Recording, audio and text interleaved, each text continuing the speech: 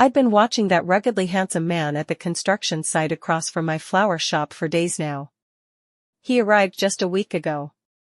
The older workers didn't seem to like him much. They treated him coldly, barely spoke to him, and gave him heavy and complicated tasks. Every day, he looked more withdrawn, more distant.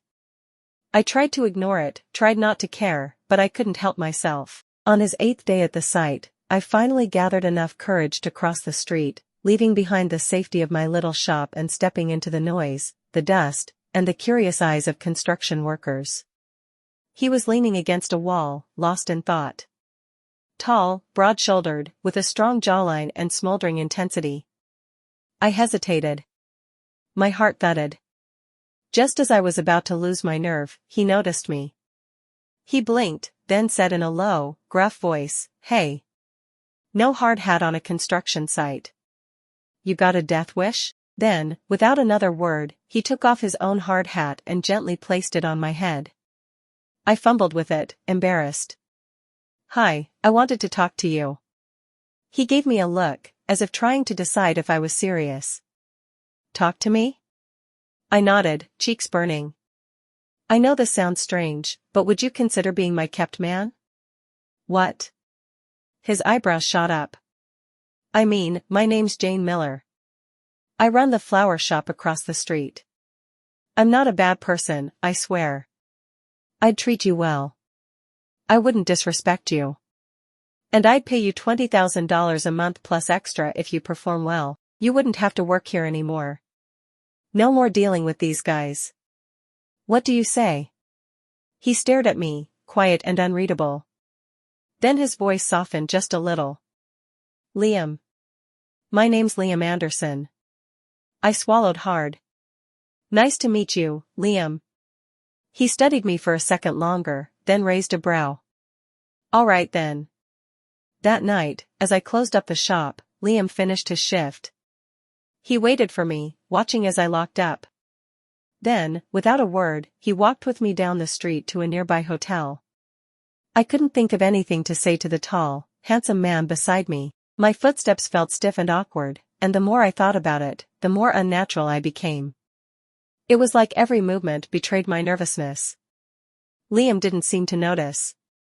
As we passed a store, he spoke in that same lazy drawl, "Don't you need to buy some tools for the job, my benefactor?" I felt my ears burn. I think the hotel room should have everything we need. Unless you think otherwise." He teased her, "Then we need to buy something good to spice things up. Want to go with me and choose it yourself?" I shook my head quickly. "No. I'll wait for you up ahead." I practically scampered away, limbs flailing in the most ungraceful way. Behind me, I heard Liam chuckle. Thankfully, he caught up soon, carrying a small bag. We checked into the hotel, rode the elevator up in silence, and entered the room together. This was the most rebellious thing I'd ever done. My heart was racing. I had thought about bringing him to my apartment, but decided against it in the end. A hotel was safer and smarter. I tried to stay composed, but when I slid the key card into the door, my hand was shaking too much. Suddenly, Liam stepped behind me, his body warm and solid. He covered my hand with his own and guided it. Beep. The door unlocked. He leaned close to my ear and whispered, "Why are you so nervous?" His body was built to perfection. Toned, muscular but not overdone. Just being near him was overwhelming. I'd spent the past week admiring him from a distance, but I wasn't prepared for this. When he pressed against me, I felt like my spine was turning to liquid. He gently nudged me into the room. And at that moment, my mind went completely blank. I followed whatever Liam told me to do. I was so obedient that it almost surprised me. After I cleaned up, I returned to the room, my heart still pounding. Liam stood by the bed, watching me quietly for a moment. Then, out of nowhere, he reached out and lightly poked my cheek, not too hard, not too soft. "Jane, I'm asking you one last time. Are you really sure about this? About having me as your kept man? You do know what that means, right?" My hands trembled slightly as I took out my phone. Right there, I transferred $20,000 to him. My voice shook, but I managed to say, I know, I'm sure, and here's my advance payment. I showed him the transfer receipt. Liam stared at me, expression unreadable. Suddenly, he grabbed the small bag he'd brought from the store and started pulling things out. I blinked. Chips, candies, and chocolates. Not a single adult item. Where were the things he'd hinted at? Just as I was about to ask, he unwrapped a strawberry-flavored lollipop and gently pushed it between my lips. The sugary taste hit my tongue as he muttered, a little irritated, "You don't know anything. Tonight, we're just going to eat snacks and watch a movie. That's it." He laid down beside me, flipping through the hotel's movie selections like it was the most normal thing in the world. I sucked on my lollipop, both confused and oddly disappointed. I kept glancing at him, waiting, hoping. "Liam, I already paid you. You can't back out now," I said softly. He clicked the remote again and shrugged. "I didn't say I was backing out." "Then why aren't you doing anything?" "It's too soon. I don't want to scare you." "I'm not scared," I protested. He glanced over at me, smirking. "Really? Then why have you been shaking all night, barely able to look at me?" Flustered that he'd seen right through me, I mumbled, "It's not that bad." "It looks like social anxiety to me," he teased. "Isn't that what they call it online? So you really do have it, huh? How do you even manage running a shop?" "Customers mostly order online. I pack everything behind the counter, and they just pick it up. Hardly any face-to-face talking." Liam grinned, leaning in closer as if to test me. "What if a customer wanted to get real close? Like this?" As he spoke, he leaned in, playful at first, but then our eyes met.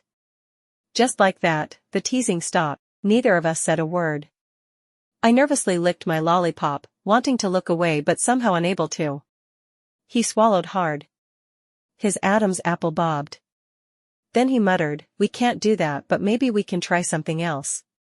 Want to?" His gaze was fixed on my mouth. Heart racing, I tilted my chin up, trying to be brave. "Yes, please." He took the lollipop from my lips, the candy clinking lightly against my teeth. Before I could even react, his lips covered mine. At first, his kiss felt a bit unsure, hesitant, but that thought barely formed before he found his rhythm. His hand cradled the back of my head, pulling me gently closer. Our mouths moved together, unpracticed but eager, the taste of strawberry sweet between us. His warmth, his scent matching mine thanks to the same hotel soap. After what felt like forever, he slid the lollipop back between my lips. I was still dazed.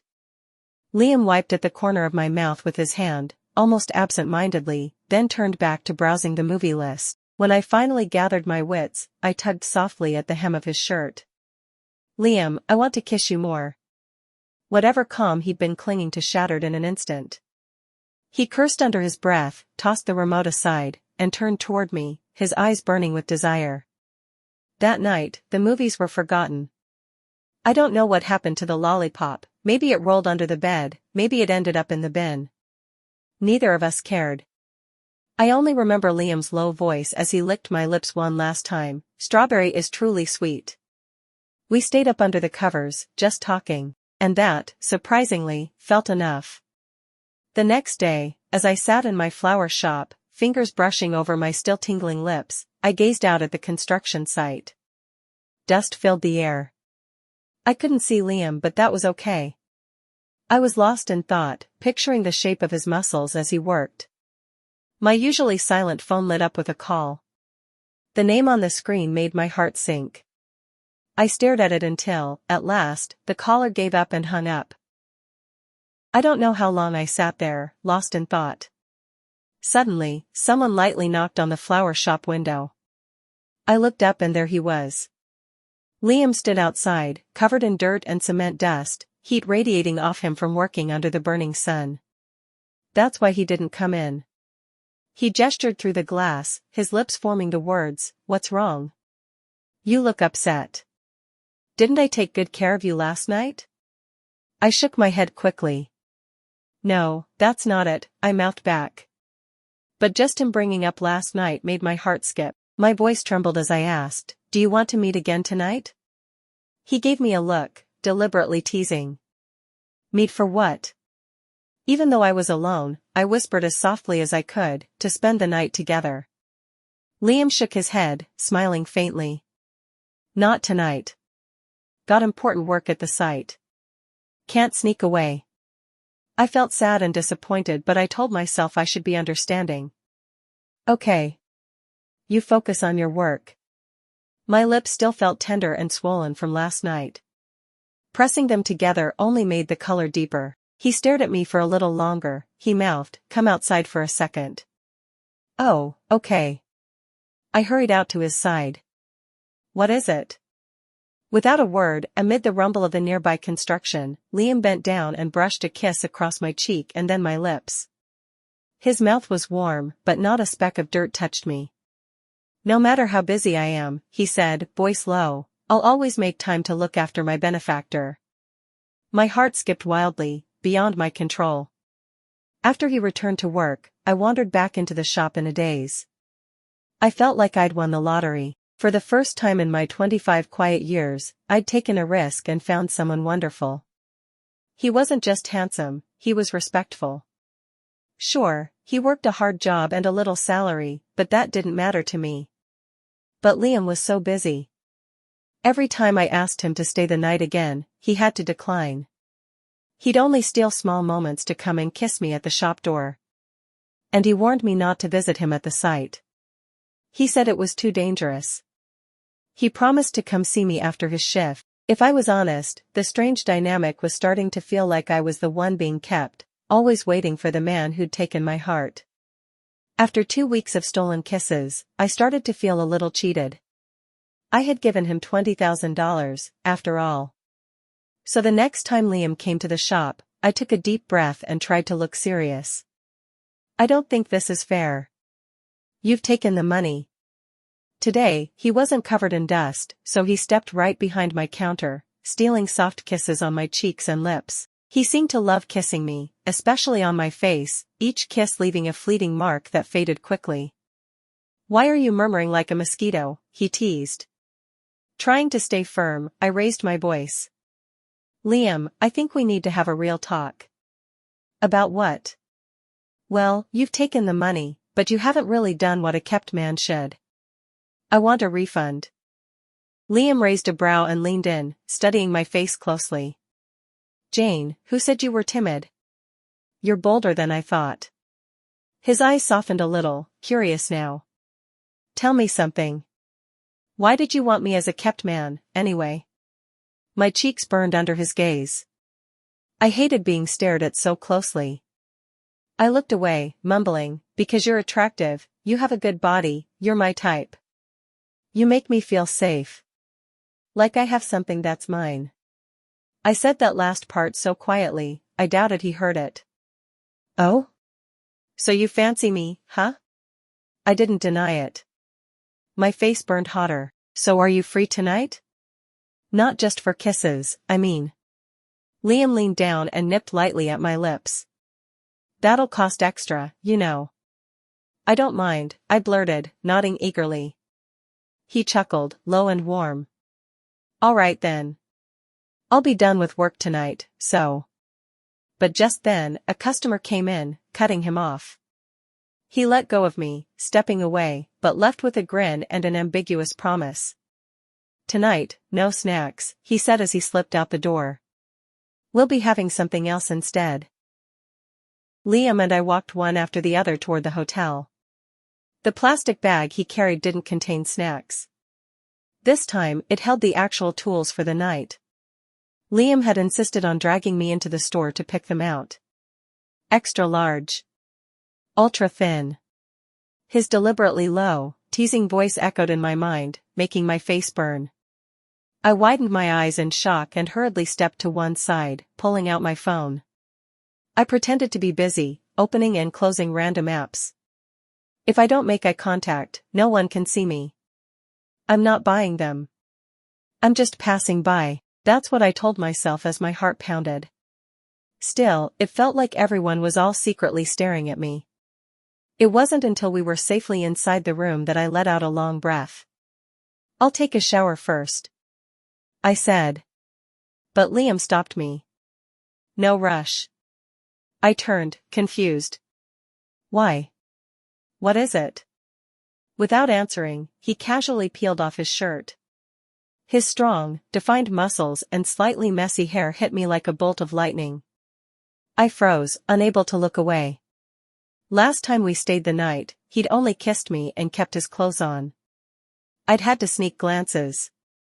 But this was an unexpected gift, and it completely captured my gaze. His deep eyes locked on mine. "How could I let my benefactor shower alone?" he said, voice soft but suggestive. "I'll give you a special bathing service." It went without saying what two people showering together would lead to. I gulped, shivering as a thrill ran down my spine. Yes. The bathroom quickly filled with steam, the air thick and hot. At first, it was pure embarrassment.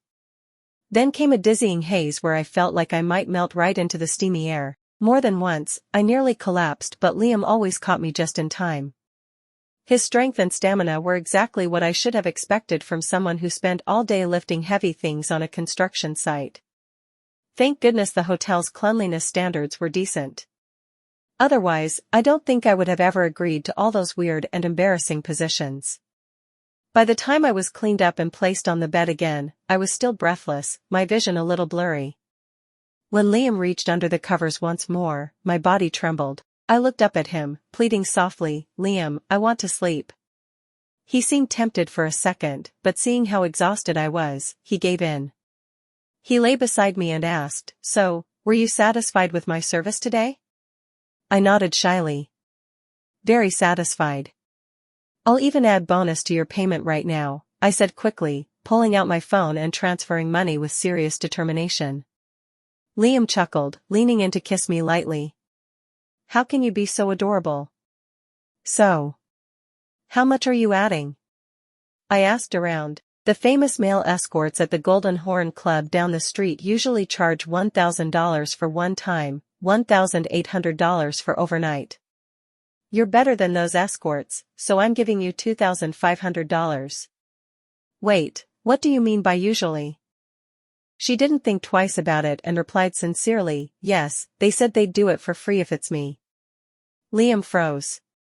For a long moment, he said nothing. Then, through gritted teeth, he muttered a single word, "Great." Next, he tormented her thoroughly, and she learned her lesson well. When it was over and she lay there, barely able to move, he nipped at her earlobe and whispered possessively, "Don't even think about hiring them to replace me even if it's free." She saw the jealousy burning in his eyes. She could only promise softly, "No. I wouldn't dare." After that night, I felt a little less awkward around Liam. My social anxiety didn't press on me quite as much when I was with him, but still, there was this strange, fluttery nervousness I couldn't quite explain whenever we were face to face. Liam was just a construction worker, but there was something about him. A kind of quiet confidence, a steady air that felt oddly familiar. It reminded me of someone I'd known all my life, someone strong, confident, impossible to ignore. He somewhat reminds me of my father, but Liam was more casual, rough around the edges, with a roguish charm that somehow made him even more commanding. It was impossible not to like him. Impossible not to think about that night, his sculpted muscles, his burning warmth. I found myself licking my lips at the memory as I curled behind the counter of my flower shop, grabbing my phone. I called him, "Liam, are you free tonight?" His reply came fast, "No. Not tonight." I pouted and asked, "What about a quick kiss?" "Can't do that either. I'm not at the construction site lately." I tried not to feel deflated. My kept man was starting to act out. He hadn't even told me about his change in plans. Feeling a bit miffed, I fired back, "Where did you go? Why didn't you tell me?" "I'm out of town. I just have an important meeting to attend." My curiosity spiked. "Meeting? What kind of meeting?" He took a moment, then explained, "It's about securing better jobs so we don't get cheated by shady foremen. And meetings about how to manage projects more efficiently, earn more, that sort of thing." I smiled. "I see. When will you be back?" "About a week. Wait for me." And then his playful warning came through, "Jane, don't you dare keep any other men while I'm gone. When I'm back, I'll ask some people if you've been up to no good." Somehow, it felt like I was the one being kept now. The roles had shifted. I sighed helplessly before saying, "Understood." While Liam was away, I kept busy at the flower shop during the day. At night, we had phone conversations. He kept teasing me over the phone. Every day felt like it was filled with quiet anticipation. Everything was falling into place until an unexpected visitor stepped inside. The soft chime of the shop's door made me glance up, and the air seemed to freeze around me. There he stood. My father. His polished shoes, impeccable suit, and commanding presence filled the small space of my flower shop with quiet authority. His sharp gaze locked onto mine, filled with concern and determination. The moment I saw him, the memory of our last conversation flooded back. It was I who started it all. One quiet evening, I went to him, nervous but determined, my fingers twisting the hem of my blouse. "Dad, I want to have a baby." His reaction had been swift, a flash of shock, followed by something gentler. But behind his eyes was that familiar shadow of grief. "A baby?" he'd repeated, like he hadn't quite heard me right. I nodded. "Yes. I want to experience it, dating, sex, pregnancy, childbirth. All of it. I don't want to miss out." And that's when his protectiveness rose like an iron wall. "If you want a child, I'll support you. But it will be through IVF with a surrogate. There's no need for you to take any risk," he'd said, voice quieter but no less firm. I understood. Because deep down, he was terrified. This fear lived inside him always, born on the day my mother died bringing me into this world. That loss had hollowed him out in ways no amount of wealth, no empire he built, could ever fill. "I can't lose you the way I lost her," he'd said softly, like the words physically hurt. But I'd shaken my head, my heart pounding with the need to claim something for myself. "Dad, that's not what I want. I don't want a surrogate. I want the full experience. And I still don't want a serious relationship. That's why I'm planning to hire someone. Someone I can walk away from when I want. No strings, no promises, just the experience." We'd argued until, worn down by my stubborn tantrum, he had relented. "Fine," he'd said at last, his jaw tight. "But on one condition. The man must have no power, no wealth. Someone who can't ever claim you or the child." I grinned and nodded excitedly. I embraced him and said, "I love you, Dad." And now, standing here in my flower shop, he drew me back to the present, his voice still carrying that familiar authority. "Jane, it's time to come home. The family physician is waiting. We'll do the checkup at the villa. I prepared the best care, the latest facilities, everything. Just come home, sweetheart." I hesitated, but in the end, I agreed. There was almost no chance I was already pregnant. But then, fate had other plans. The test results came back. I was pregnant. I barely had time to process the news when everything changed. My father's joy twisted quickly into full-blown control. "You're staying at the villa," he said, tone absolute. "No returning to the shop, no unnecessary exposure, no risks." "Dad, no, please just let me go back. Just once. I need to see him. I need to talk to Liam." His expression turned cold. "You are not leaving this house again. That's the first and also the last." He severed all my communication with the outside world. My phone was taken. My internet access restricted. My world shrank once again to the size of this luxurious cage. Just like before. When I was younger, I had everything. Designer clothes, gourmet meals, elite tutors, vacations in private islands and resorts. I had everything except freedom. I protested. I pleaded. I threw tantrums. Finally, I refused to eat and sleep. But he just reminded me of what was at stake.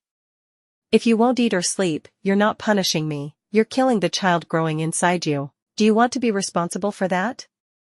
His voice was gentle yet also firm. The weight of it crushed me.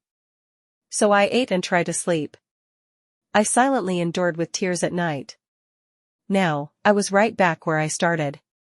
Except this time, I had Liam Anderson in my heart, and our child in my womb. Liam stood across the narrow street, frowning at the unfamiliar signage and pastel awning that had replaced the old, cozy front of Jane's flower shop. Only 3 days had passed since their last call. He had returned as soon as he could, restless, excited to see her. But now, it looked polished, renovated, and strangely hollow. He walked in, heart thudding, pretending to be calm. A woman behind the new counter greeted him cheerfully. "Can I help you with anything today?" "I'm looking for Jane, the owner of the flower shop. I bought the place from the previous owner. The broker handled everything. The documents were finalized in no time and I moved in 2 days ago." "Do you have a forwarding address?" "No. We were told the property needed to be emptied as soon as possible. All paperwork was signed through private channels." Liam stepped out in a daze. The shop was sold just like that. He walked the block, asking around, his tone casual but increasingly desperate. Most people hadn't noticed anything unusual until a delivery guy remembered something. She got into a luxury black car beside a well-dressed older man. A team of men in black suits followed like shadows. They came and went in the blink of an eye. 1,000 irrational thoughts swarmed through him. Did she get bored of me? Found someone older and hired him the same way she hired me? His chest ached, fists clenched tight, his instincts screamed no. Jane wasn't like that. But another, darker thought took root. What if she became someone else's kept woman, and just didn't want to deal with me anymore? His heart immediately rebelled against the idea. There was only one way to get answers. He ordered a full background check on her. But what came back stunned him. Nothing. No birth certificate. No family record. No medical records. No digital footprint. No official name attached to her flower shop or bank transactions. Even her phone bill had been disconnected. It was like she didn't exist, or worse, someone had erased her. Not just someone. Someone very powerful and influential. Probably equal to his, or greater. And that terrified him. Because if someone that powerful was hiding her, then maybe she wasn't safe. Maybe she hadn't left him by choice. 8 long, empty, restless months passed. There was still no trace. No sign. Not even a whisper of her whereabouts. During that time, he barely touched food. Sleep became a stranger. He barked orders without real focus. His workers whispered, but he couldn't stop replaying everything in his mind. He had kept his real identity from her, let her believe he was Liam Anderson, a rough construction worker with no attachments, no riches, no weight. And now, he kept wondering, maybe if I'd told her I'm Liam Kingsley. Someone who could give her everything. Maybe we'd still be together. He had chosen Anderson, his grandmother's middle name, to distance himself from the shadow of being a Kingsley. He wondered if Jane had done the same. Then came the call. His most trusted investigator on the line, his voice low, tight, electrified. "We finally have a name. The man who took her was Elias Vandermoor." Liam shot upright, heart hammering. That name, he knew it. "There's more," the investigator continued. "We ran everything connected to Elias Vandermoor. One result stood out. His late wife was Sarah Miller. They had one daughter, Jane Vandermoor." Liam's heart stopped. It all fell into place. She had never told him her full name, just as he had never told her his. She hadn't lied. She'd been protecting herself, just like he had. Now he understood why her records were spotless, why she'd vanished without a trace. She wasn't just anyone. She was the daughter of Elias Vandermoor. His Jane had been hidden away, and he was going to find her, whatever it took. Jane stood by the tall window overlooking the garden. Her reflection barely looked human. Pale skin, hollow cheeks, eyes ringed with exhaustion, and a belly so large now it stole her breath with every step. 8 months pregnant with triplets. They thought it was a single pregnancy, but a thorough scan changed everything. The doctor looked surprised, then excitedly announced, "There are 3 distinct heartbeats." Her hands rested on her swollen belly. Her children kicked faintly, as if reminding her that she wasn't entirely alone, but the longing in her chest was deeper than any ache she had ever known. She had tried to escape twice. The first time, she collapsed at the gate from dizziness. The second, she fainted in the hallway before she could even reach the door. Her body betrayed her at every turn, nausea that refused to fade even after the first trimester, spells of fainting, and extreme fatigue. The doctors called it a delicate pregnancy and insisted she remain on bed rest. But she called it imprisonment. Her world shrank to her bedroom and routines of constant checkups. She hadn't been outside in months. Every time she stood up too fast, the world tilted sideways. Her body ached from simply existing. And yet, her heart ached more. Liam. The name felt like a stab to her chest. She missed the way his eyes softened when he looked at her. She missed his jokes, kisses, and warmth. She missed the part of herself that had only ever existed when he was near. But she hadn't been allowed to see him. Her father had kept her under lock and key, her flower shop was sold without her consent, her phone was confiscated, every message intercepted, no contact with the outside world, no word from Liam, no way to reach him, no escape. She begged, pleaded, and even threatened. Nothing worked. In the end, she caved in for her children. But she cried every night with her fists clenched in the sheets. And now, standing by window, barely able to breathe, she tried to blink back the dizziness closing in on her. She turned slowly toward the bed, her steps heavy and dragging. First step, second step, and then she stumbled, her knee buckled, followed by a sharp pain. She gasped. Looking down, she saw blood seeping on her clothes and blooming dark on the floor. Her scream was choked and breathless, but it was enough. Medical staff came rushing in. At the Vandermoor corporate tower, Liam Kingsley stormed into Elias Vandermoor's private office. He stood tall and unwavering, dressed in black, fists clenched, and eyes blazing. On the opposite side, Elias Vandermoor remained seated and didn't look up immediately behind his grand desk. "You weren't invited," Elias said without emotion. "I'm not here for pleasantries," Liam growled. "I'm here for Jane." Elias slowly set down his pen. The air between them cracked with tension as the two men locked eyes. "I wondered how long it would take," Elias said coolly, folding his hands over his desk. "You're persistent. I'll give you that." Liam didn't bother to sit. "Where is she?" Elias arched a brow. "Excuse me? Don't play games with me. I know you took her and you've been keeping her from me. I want to see her." Elias stood slowly, matching Liam's height, his voice deceptively calm. "She doesn't want to see you." "You're lying. And who the hell are you to want anything from my daughter?"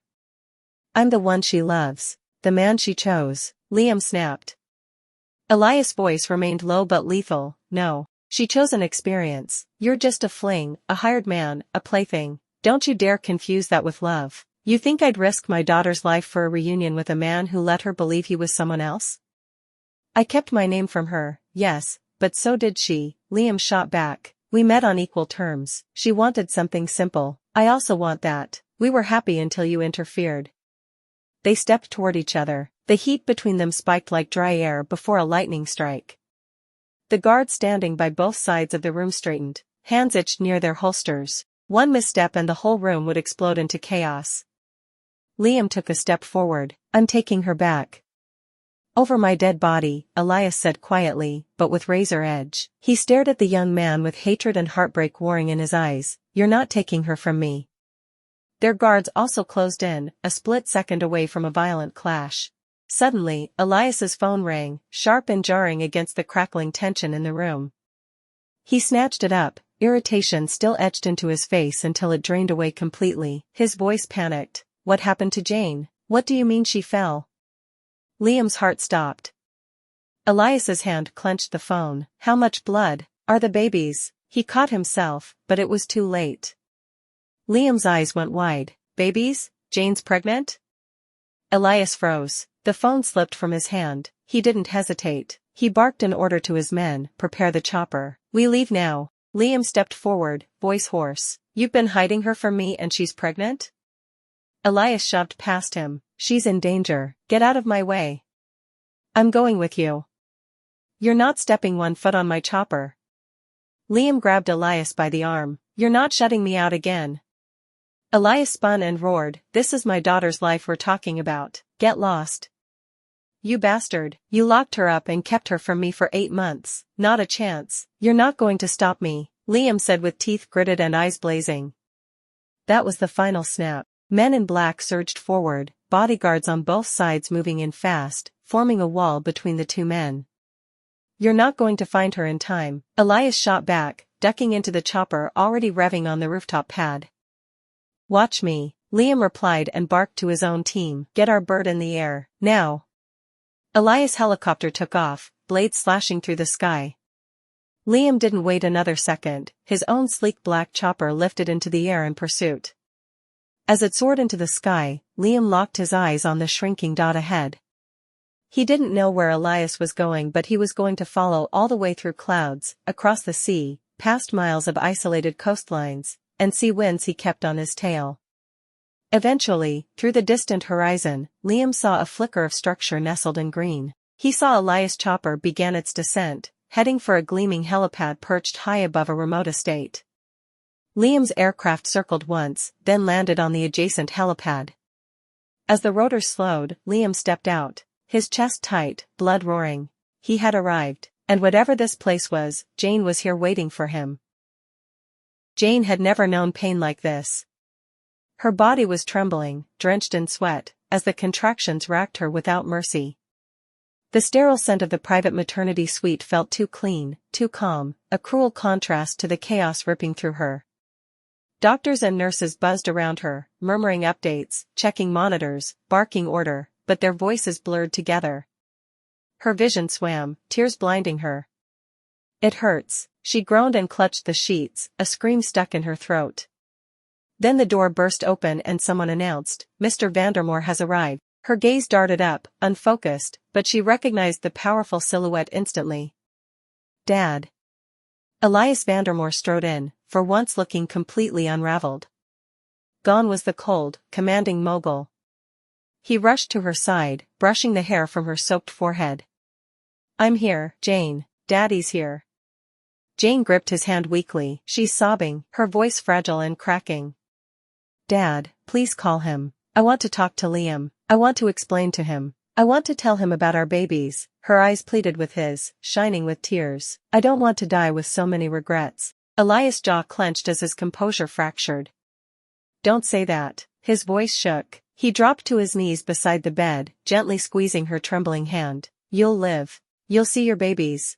You'll raise them to be strong and brilliant. Don't die on me. Don't leave me like your mother did. His voice broke for the first time in decades. But before Jane could answer, the door slammed open. Jane. She turned her head weakly and time stopped. Liam Kingsley. Disheveled, breathless, face drawn with worry and determination, but he was there. Elias froze, fury shadowing his face, but Liam walked past him without hesitation. His gaze locked onto hers and never wavered. He reached her bedside. His hand found hers. It was ice-cold and shaking, so he clasped it tightly. Jane, my love, you're stronger than this pain. You can do it. I believe in you. Jane choked out a desperate sob. Liam, I'm sorry. I wanted to explain. I didn't mean to leave. I got pregnant, even with protection. I didn't know it would be triplets. I didn't mean to vanish, and Liam leaned closer, gently pressing his forehead to hers. He murmured, You don't have to explain. I know you didn't mean to leave me. His thumb brushed her damp cheek, gentle but unshakable. What we had was real, and I never stopped believing in that. Then, his voice dropped, tender and firm all at once. Jane, I'm here now. I'm sorry it took me so long. But I'm not going anywhere. We'll never be separated again. Not ever. You, me, and our children. Tears spilled from her eyes, and her grip on his hand strengthened. In that chaotic, clinical room, surrounded mostly by strangers and machines, Jane suddenly found additional strength. Her dad was here. The love of her life had come for her. And she would fight for herself, for the two men who loved her wholeheartedly, and for the three lives still inside her. Elias Vandermoor had spent a lifetime building fortresses of power, wealth, and control. But nothing could shield him from the emotions coursing through him as he watched Liam holding Jane's hand, whispering gently while she battled through the agonizing throes of childbirth. There was something in her expression. Despite the pain, she's glowing with determination. Something Elias hadn't seen since her mother. He couldn't bear it. Without a word, he quietly stepped out of the birthing room, his footsteps echoing in the long corridor of their private villa. His chest was tight, not from fear, but from a memory. One that returned with startling clarity. He and Sarah had known each other since they were children. They were next-door neighbors in a quiet suburb. They went to the same primary school, the same secondary school, and later enrolled together at university. From the very beginning, they were inseparable, not only because of love, but because they shared a fire in their hearts, a vision others couldn't see. They wanted to build an empire. While others were partying, they were planning. Pitching business ideas. Attending late-night meetings, splitting ramen between them while discussing capital, growth, and legacy. Their first startup was a disaster. Their second nearly bankrupted them. But the third was different. They poured everything into it. Not just their money, but their sweat, dedication, and loyalty. And when the company finally broke through, dominating the market and securing its place among the giants, he proposed. They had a wedding straight out of a dream, luxurious, timeless, overflowing with joy. Then came their island. Their own private paradise. They built a home together, designed every tile and every corner with the hope that it would one day echo with the laughter of children. Everything had been perfect. Until Jane was born. No amount of money or power could stop the bleeding. No doctor could reverse the damage. He had held Sarah's hand as her life slipped away, watching the only person who had ever truly seen him disappear before his eyes. After that, the empire they built became his armor and their daughter became his world. He vowed to love, cherish, and protect their daughter. Shield her from any harm or pain, but watching Liam now. Something about the way the young man looked at Jane. Fierce, tender, and completely lost in her. It unearthed a part of him that had long been buried. Meanwhile, back in the room, Liam never left Jane's side. He held her through every contraction, every scream, every moment of fear and doubt.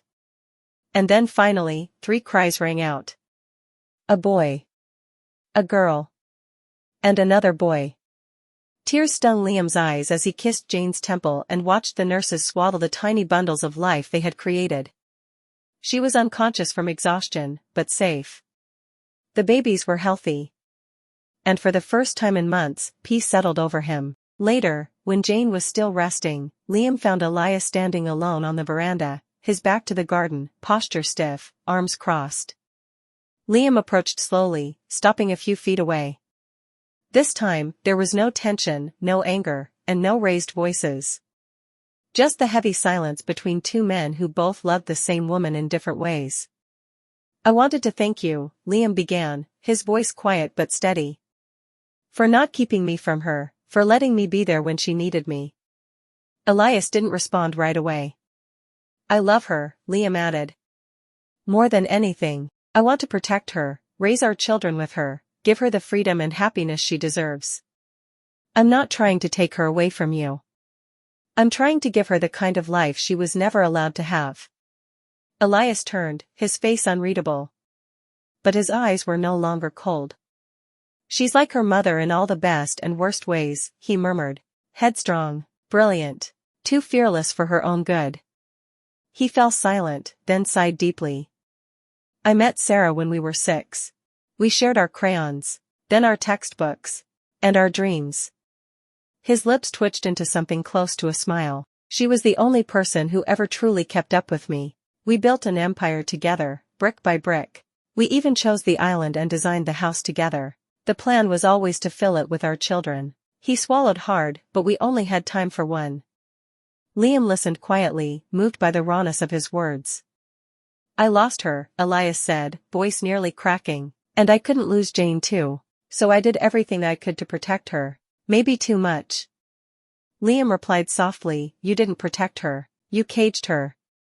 Elias didn't deny it. I thought I was keeping her safe from pain, but I forgot that love and pain come hand in hand, just like adventure and risk. I tried to give her everything, but took away the one thing she needed most, the freedom to choose and decide for herself. He turned to Liam, meeting his gaze. There was a long pause. I don't know if I can trust you completely yet, Elias said. But I saw how she looked at you, and I saw how you looked at her. I'll earn your trust, Liam said without hesitation. Elias nodded slowly. Then let's see if you can build something with her, just like Sarah and I did. Liam smiled faintly. We already started, 3 lives worth, actually. For the first time, Elias smiled back, not with approval or full acceptance, but with something close. Maybe, just maybe, they weren't so different after all. Sunlight streamed into the recovery suite, soft and warm, illuminating the quiet serenity of the room. Jane stirred, her lashes fluttering as she opened her eyes. The first thing she saw was Liam, seated at her bedside, holding her hand like it was the only thing anchoring him to the world. You're awake, he breathed. Liam, her voice cracked. You stayed. Of course, he said, eyes rimmed with fatigue and relief. You scared me. She squeezed his hand weakly. I wanted to tell you everything. About my true identity. The pregnancy. I wanted to explain. He shook his head, silencing her gently. I know. And now it's my turn to tell you something. He sat forward and added quietly, my real name isn't Anderson. It's Kingsley, Liam Kingsley. Jane blinked. As in Kingsley Construction Corporation? He nodded. I took my grandmother's middle name to live away from the legacy for a while. I didn't want to be seen for my wealth. She smiled softly. Then I guess we're even. I never told you my full name either. He said softly, eyes tender. Jane Vandermoor, daughter of Elias Vandermoor, heiress to a conglomerate. They looked at each other and, despite the truth and all its weight, felt lighter than ever. A laugh escaped her lips, fragile but genuine. Then, in the stillness of that sacred moment, Liam pulled something from his pocket. It was a simple velvet box. Jane's breath caught when she saw a beautiful diamond ring. I've waited so long to say this, he said, kneeling beside the bed. I love you. I've loved you from the start, even when you were just a stubborn, mysterious flower shop owner who hired me as her kept man. She laughed again, tears falling freely. I want to spend the rest of my life with you. I want to raise our children together, and grow old beside you. Will you marry me, Jane Vandermoor? She didn't hesitate. Yes, Liam Kingsley. 1,000 times, yes. When they told Elias about their plan to get married, the old man simply raised an eyebrow, his expression unreadable. It's a little early, he muttered, sipping his espresso. But it's your life now, Jane. Your choice. I'll trust you with it. He didn't say congratulations, but he hugged her tightly and clapped Liam on the shoulder afterward. It was all the blessing they needed. 2 months passed quickly. The wedding was held quietly on the island. They exchanged vows on the sunlit beach near the villa. The ceremony was small and intimate, attended only by those closest to them, family, relatives, friends, and trusted staff. Jane wore a flowing white dress that fluttered like sea foam in the breeze. Liam stood beside her, sharp and glowing with quiet pride. The triplets were cradled in the arms of their delighted grandfather, who refused to let go of them the entire ceremony. It was a simple celebration, but filled with meaning. No press, no grandeur, just love. Jane entered her father's company with fierce determination. She started from the ground up and proved herself capable of carrying the Vandermoor legacy. Her father mentored her at first, guiding her through strategy, leadership, and decision-making. But as months turned into years, Jane grew into her role. Sharp, assertive, graceful. The day she independently closed a multi-billion deal, Elias knew she no longer needed him. And so, he quietly retired, trading briefcases for baby strollers, boardroom meetings for bedtime stories. He became the full-time grandfather he'd never known he wanted to be. Meanwhile, Liam expanded Kingsley Construction Corporation into global territory. His business thrived, but no matter how far he traveled or how big the projects grew, he always came home to Jane and their children. 10 years later, Elias stood on the grand staircase of the villa, arms crossed, voice raised in mock annoyance. "Get out of my house, both of you." Jane blinked. "What?" "I'm kicking you two out," Elias said, though the twinkle in his eye betrayed his amusement. "I need a break from you lovebirds hogging my grandchildren." Liam grinned beside her, holding up an envelope. "Don't worry, I have this." Jane took the envelope and opened it. Inside were travel itineraries, plane tickets, hotel bookings, a 6-month itinerary across France, Italy, Spain, Greece, Switzerland, Morocco, Japan, and other countries, all meticulously planned. Her jaw dropped. "What's this?" Liam said, "Our long overdue honeymoon." He stepped in, slipping his arm around her waist. "We never had one, remember? We spent those years focused on raising our children and running companies." Elias added with a shrug. "You've earned this. And I need more quality time with my grandchildren." Jane looked between the two important men in her life, her heart swelling. "But the kids?" She hesitated. "Will be spoiled beyond recognition," Elias interrupted smoothly. "Don't worry, I raised you, didn't I?" Jane narrowed her eyes playfully. "Exactly why I'm worried." Liam chuckled. "Jane. Maybe it's time? Who knows, maybe we'll be blessed with another baby." She stilled. She looked over her shoulder at the 3 kids giggling with the staff on the porch, then at her father. Finally, she smiled. "Okay," she said, leaning into Liam's side. "Let's go. Just you and me this time." Elias raised his hand dramatically. "Finally, some peace and quiet." Jane laughed as Liam led her toward their waiting chopper.